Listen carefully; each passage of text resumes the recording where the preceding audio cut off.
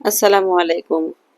আজকের ভিডিওতে আপনাদের সবাইকে স্বাগতম। আপনারা যে যেখান থেকে দেখছেন আপনাদের সবাইকে অসংখ্য ধন্যবাদ। একটা লাইক দিয়ে অনুরোধ করছি ভিডিও দেখা শুরু করেন। আশা করি আমার ভিডিও ভালো লাগবে।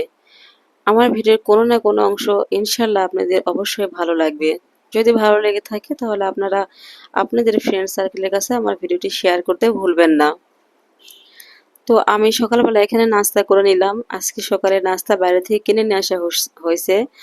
নাস্তা করা হয়ে যাওয়ার পর আমি মাংস বের করতে গেছিলাম। মাংস বের করে আমি ১ ঘন্টার জন্য ভিজিয়ে রাখছিলাম। তো ভিজিয়ে রাখার পর ভাবলাম মাংসগুলো আমি আমার মতো করে একটু পিস করে নেই। আমি যতটুকু ছোট করতে চাই। মাংসের টুকরোগুলো একটু বড় আছে। আসলে গরুর মাংসর তো বাইরে এখন অনেক দাম। এগুলো আমি কুরবানির মাংস রেখে দিয়েছিলাম একটু, যাতে বাচ্চাদের আমি পরে রান্না করে খাওয়াতে পারি। সেখান থেকে আমি বের করে নিয়ে আসছি। মাংসটা এখানে অনেকটাই আছে। আমি এতটা রান্না করব না। আমি কিছুটা রান্না করব।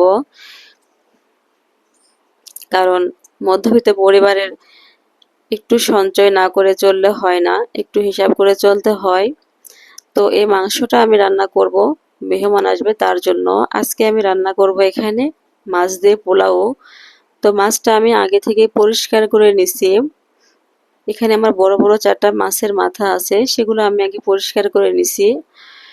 আর এখানে আমি নিয়ে নিয়েছি হলুদ, লবণ, মরিচ, আদা বাটা এবং রসুন বাটা। আর এই মশলাটা দেখতেছেন এখানে জিরা, ধনা, সাদা এলাচ, কালো এলাচ, আমি একদম গোলমরিচ, লং, দারচিনি, যত রকমের গরম মশলা আছে আমি সব একবারে ফাঁকি করে নিছি। কারণ আমার বাচ্চাগুলো মশলা যদি একটু আস্ত দানা থাকে তাহলে খেতে চায় না। এখানে আমি কতগুলো পেঁয়াজ এবং কাঁচামরিচ একসাথে ভেজে নেব। ভেজে নেওয়ার পর আমি মশলাগুলো খুব ভালো করে কষিয়ে নিব। আপনাদের কাছে অনুরোধ করছি একটু ধৈর্য সহকারে আমার ভিডিওটা দেখবেন। ভিডিওটা একটু লং হলেও আপনারা একটু ধৈর্য সহকারে দেখবেন। আমার ভিডিওর কোনো না কোনো অংশ ইনশাল্লাহ আপনাদের ভালো লাগবে। সবাইকে অনুরোধ করব আমার ভিডিওতে একটা লাইক দিয়ে দেখার জন্য। যদি সাবস্ক্রাইব করে থাকেন তাহলে আপনাদের অনেক ধন্যবাদ। আর যদি সাবস্ক্রাইব না করে থাকেন তাহলে প্লিজ একটা সাবস্ক্রাইব করে দিবেন। অনেক কষ্ট হয় একটা ভিডিও বানাতে। আপনাদের একটা সাবস্ক্রাইব, একটা লাইক আমার নতুন ভিডিও বানানোর প্রেরণা যোগাবে। আপনাদের কাছে অনেক রিকোয়েস্ট রইল, প্লিজ একটা লাইক দিয়ে ভিডিও দেখা শুরু করবেন।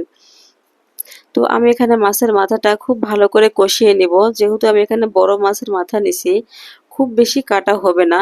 আর যতটুকু কাটা হবে বেশি খাওয়া যাবে। যারা মনে করবেন অনেক কাটা, ঘরে বাচ্চা আছে খেতে পারবেন না, তাহলে মাছ কষিয়ে নেওয়ার পর কাটা তুলে ফেলে দিবেন। তারপর এটা সুন্দর করে কষিয়ে নেবেন। আর মনে রাখবেন এই মাছ কষাতেই কিন্তু পোলাওটা। আপনারা হয়তো মুরগির বিরিয়ানি অনেকেই তো খেয়েছেন, মুরগির বিরিয়ানি, গরুর মাংসের বিরিয়ানি, মাছের বিরিয়ানি কে খেয়েছেন আমি জানি না। বিরিয়ানি কিন্তু রান্না করলে খুব মজা হয় খেতে। সুন্দর করে পারফেক্ট সব ঠিকঠাক দিয়ে রান্না করা যায় না, মাছের বিরিয়ানি কিন্তু অনেক টেস্টি হয়।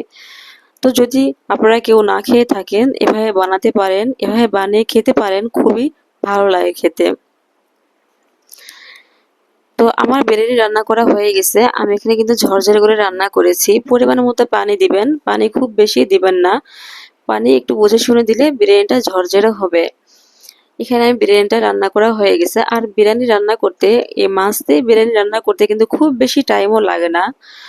আপনি 40 থেকে 45 মিনিট, যদি আপনার সবকিছু রেডি থাকে তাহলে 40 থেকে 45 মিনিটের মধ্যে আপনার রান্নাটা কমপ্লিট হয়ে যাবে। তো আমার রান্না তো একদম কমপ্লিট, সেটা দেখতেই পাচ্ছেন। এখন খাবারের পালা। আর বিরিয়ানি গরম খেতেই খুব বেশি মজা লাগে। তো আমি বাচ্চাদের দিয়ে নিছি, তাদের খাইয়ে আমি নিজে খেয়ে নিচ্ছি। অনেক টেস্টি হয়েছিল খাবারটা খেতে। তো আপনারা চাইলে বাসায় ট্রাই করে দেখতে পারেন। আশা করি আমার ভিডিওটা আপনাদের ভালো লাগছে। অবশ্যই সাবস্ক্রাইব করে রেখে দিবেন। আপনাদের সাবস্ক্রাইব আমার নতুন ভিডিও বানানোর প্রেরণা জাগাবে।